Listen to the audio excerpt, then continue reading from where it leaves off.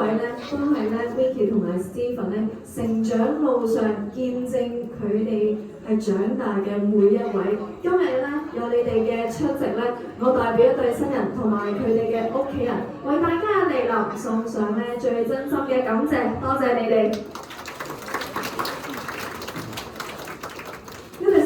其實咧一齊咧9年嘅時間啦，佢哋當初咧係朋友介紹咧互相認識嘅。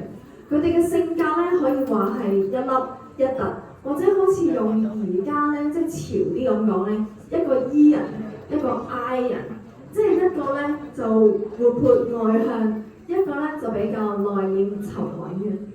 佢哋相處起嚟咧，其實咧非常之舒服自然啦。而喺 Vicky 嘅心目中啦 ，Stephen 咧係無條件咁樣去支持、包容、愛錫自己。而喺 Stephen 心中啦 ，Vicky 咧亦都係俾動力自己咧去進步，係有一個伴侶陪同自己喺人生嘅路上共同成長進步，有共同嘅目標。佢哋都好喜歡咧一齊咧去探索世界啦，去唔同嘅地方去玩喎。所以咧，佢哋真係非常之夾嘅。而喺2023年嘅聖誕節啦 ，Stephen 咧同 Vicky 咧一齊咧去咗芬蘭雪地去玩喎。咁當時咧 ，Stephen 就好浪漫咁喺一片白茫茫嘅雪地入邊為地求婚。Vicky 咧亦都好開心咁 say yes。佢哋其實咧喺澳洲咧較早前咧舉行咗一個咧婚禮。之後咧，我哋亦都有啲片段 highlight 咧，今晚咧會同大家一齊分享嘅喎。